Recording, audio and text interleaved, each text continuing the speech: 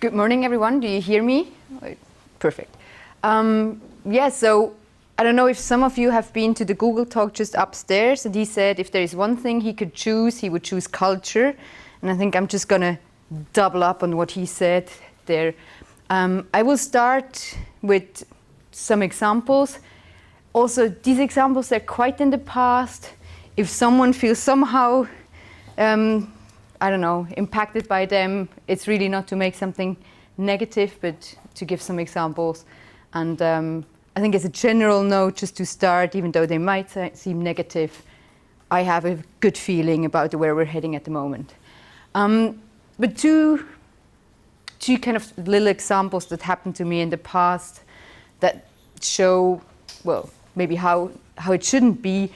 The first one was, it was an election weekend in Switzerland some years ago, Sunday, or no, it was voting weekend actually, but usually on 12 o'clock results come up, so people go online, they check on the news sites what is happening, what are the results. It was quite an important one. 12 o'clock comes, websites down. Quite for a bit, everyone was frantically working, then after half an hour or so, the websites were up again. Doesn't matter why they were down, but what happened is there was an article on the front page saying, well, dear reader, we're really sorry that the website was down, but it wasn't our fault, that was another team. Second example is App Store reviews. A user says, oh, I really like the app, but I'm so much waiting for this cool feature. When are you going to bring that feature? The official reply that is given is, yeah, we really think that's a cool feature too, but unfortunately no one really tells us what's going on. So let's hope they're doing something good. So I think both of them, it's not really to blame the person in that situation, but also coming up on what they said in the beginning, it's all about those silos and bringing them down and having this product culture or this positive culture. But how do we achieve that? I'm certainly not going to be able in 15 minutes to go into depth, but just to give some examples, and I'd let Dilber introduce the first topic for me. Can you read it? Or should I read it out? Looks okay.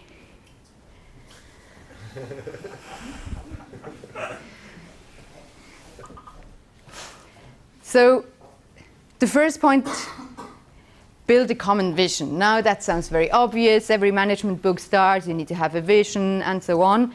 But what I mean by this is you need to have a vision that everyone understands. So if your vision, there's a difference whether your vision is to be the biggest one or the fastest one or have the best quality, because it drives every decision that is taken. So whatever your vision is, everyone should know where you're headed with your product. The second one that goes into this is that also needs to link into a business goal. Because if your vision is, we want to make the world a better place, that's very nice. But then again, you have employees, they want to have a salary, maybe a lower one, but they still need to get some food and sleep. So you need to be able to explain how you earn money with that vision. And it's really important that everyone understands, every employee understands, where do we want to go? How do we get there? How do we make money by doing that? And then in the end, everything you do for the product should be derived from that. So taking an example of a news platform, if your vision, or if you really want to be like the best quality newspaper out there, probably a product feature that optimizes the title for clickbaiting to have as many clicks as possible is not what you're looking for. So even though this feature, many competitors might do it and it's really cool and you get so many clicks, but it's probably not something that links to your product. And the same applies for very different products. So first and foremost, make sure everyone really knows where you're going. Now let's let Dilber explain the second one.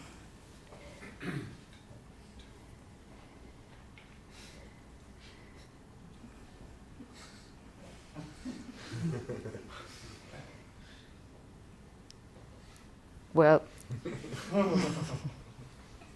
as you might have guessed, it's about the user.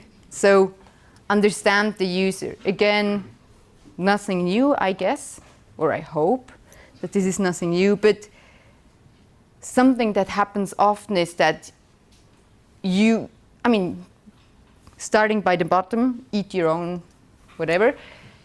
You should be using your product, you should be interacting with your product, but that may have a negative impact on asking questions and assuming, because you have one way of how you use the product, how you like it, how.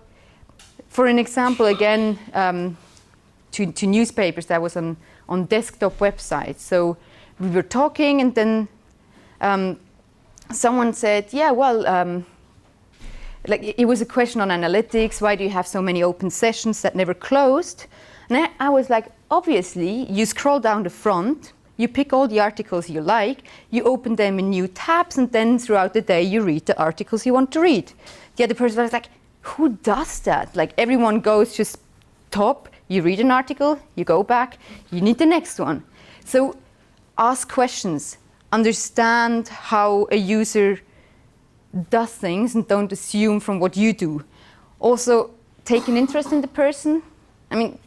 That might sound very basic, but if you ask someone, but you just want them to confirm your personal bias, or you just ask them because it's a good thing to do user tests, you really should take an interest in the person and what they have to say, and it might not be as nice as you expected, or it might not be what you wanted. And if someone gives you feedback, don't justify. Don't say, yeah, this is actually because, technically we couldn't do this, so we decided for the other reason, and that's why the feature is like this and that. There are always good reasons why something is this way or another way. But if you talk to a user or talk to a reader, don't try to explain it and explain why it is, but try to understand what they really think. And I think what is also important is internally, especially in bigger companies, might be a bit different for very small companies where you're all working very closely, but in bigger companies where you have segregated teams all over the place, what the product is for you might be very different what the product is for a user. So taking newspapers, for you it might just be your app because you take care of the app or the website. That's your product. But actually for the user it doesn't really matter whether the print newspaper was delivered too late in the morning, whether there's a typo on the text, or you cannot log in because, I don't know, you forgot your password or it just doesn't work. It's all the same. In the end of the day, that's all the product. And I think that's very important to understand that your vision of the product, of my product is the website, may not be what the product is for the user. You don't have to think of this every day, but it's good to bring it in perspective. And the third part, well, I'll let you enjoy Dilber.